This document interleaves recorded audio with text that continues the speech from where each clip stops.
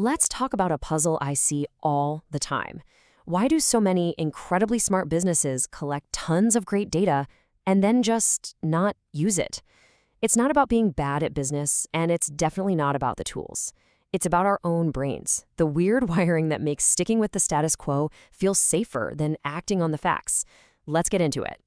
You know this feeling, right? This quote just hits the nail on the head. You're swimming in all these spreadsheets, all these dashboards, but when it's time to actually make a call, you're starving for a clear direction. That's the data dilemma, and that's what we're going to unpack today.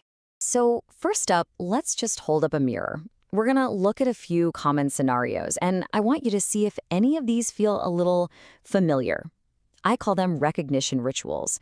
They're big flashing signs that you're drowning, not navigating. Okay, be honest. Do any of these sound like your office? Making a huge decision based on a gut feeling from like 3 months ago, even though you have fresh numbers? Or how about that beautiful weekly report that goes out to everyone and promptly gets archived until, something's on fire? Look, this isn't a sign you're failing. It's a sign of a very, very human pattern. And that really gets us to the heart of it. This isn't about your software or how smart your team is. It's all about the predictable bugs in our own mental code, the psychology that makes smart people drag their feet even when they have fast data. And over time, this can turn into this weird kind of learned helplessness, where you start to think, oh, that data stuff, that's for the big corporations with huge budgets. So the first big one is something called status quo bias. Basically, our brains are hardwired to see change as a threat, and it all comes down to this really powerful force called loss aversion. Get this, studies show that we feel the pain of a potential loss about 2.5 times more than we feel the pleasure of an equal gain. So even when the data is screaming there's a better way, that fear of what we might lose just freezes us in place.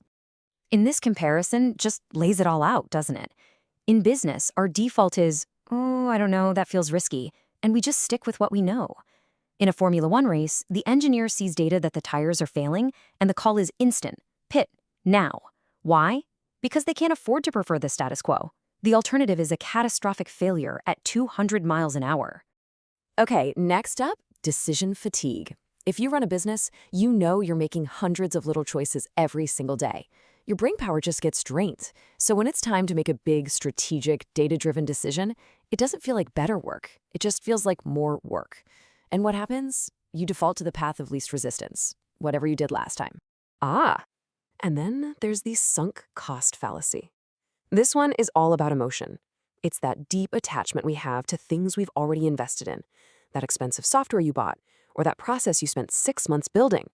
The data might be waving a giant red flag telling you to ditch it, but because of all the time and money you've already poured in, abandoning it feels like admitting you failed.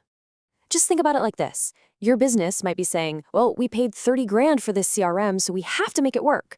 Meanwhile, an F1 team finds out their software is 1/10 of a second slower per lap. What do? They upgrade. Immediately. No debate. Clinging to a bad investment because of what you already spent is just a guaranteed way to lose the race. So if we're surrounded by these psychological traps, where do we find a better way to operate? Well, we're not looking at a boardroom, we're looking at a racetrack. Because Formula One, it's not just a sport, it's the world's most extreme, high-stakes lab for making decisions with data. Over a single race weekend, just one F1 team will process about 1.5 terabytes of data. To put that in perspective, that's like downloading 750 movies. And none of that is being saved for a quarterly review meeting. It's being analyzed right then and there in real time. And where does all that data come from? Well, each car is covered in over 300 sensors. They're monitoring everything, from the temperature of the tires to the pressure on the wings. Literally every single piece of that car is a live data stream feeding information back to the team constantly. And here it is. This is the number that changes everything. The average time it takes a small business to go from collecting data to making a decision is somewhere between 3 and 6 weeks. In Formula One, that same delay is 1.8 seconds. The difference isn't just about better technology. It's about an entire culture that is built for speed and action. Okay, so what's the takeaway here? This all sounds great for a race team, but how do we bring these principles from the world of F1 into our everyday business challenges? Let's look at how this plays out in the real world. This is a perfect example of beating that sunk cost fallacy. When the Mercedes F1 team realized their multi-million-dollar car concept was a dud, they didn't waste time trying to make it work. They just ditched it. Why? Because in their world, changing your mind based on new data is a sign of strength, not weakness. The data isn't emotional, it's just feedback.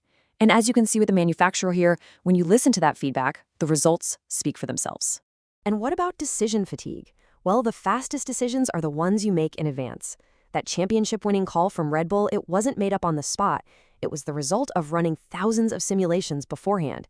It's the ultimate cure for fatigue. Do the hard thinking when you're calm and have time. That sauce company did the exact same thing with their playbook. When the pressure is on, you're not trying to invent a solution, you're just executing a preloaded one. So here's the most important thing I want you to take away. You don't need a Formula One budget or 100 data scientists to start thinking this way. All you need is a small shift in your behavior. It's about taking that first lap. And let's be really clear about this. You don't need 300 sensors on your business. You just need to identify a few really important decisions and attach clear data triggers to them. It's about making a switch from collecting data because it's interesting to collecting data because it's going to trigger a specific pre-planned action. Here are 2 simple but seriously powerful things you can start doing like tomorrow. First, the Monday morning decision review, just 15 minutes. It creates a learning loop that makes your decision-making muscle stronger every single week. Second, the what would change test. This one is huge.